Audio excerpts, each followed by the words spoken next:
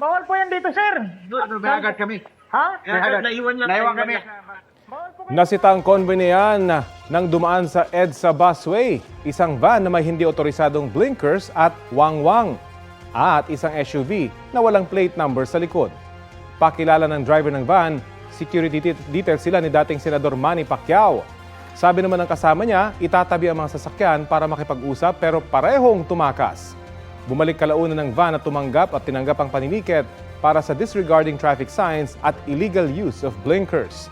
Umamin ng security chief ni Pacquiao na driver nila ang nasita, nakasama ang ilang helper. Hindi raw alam ng dating senador ang nangyari. Kinausap na raw ang mga tauhan para hindi na mauli.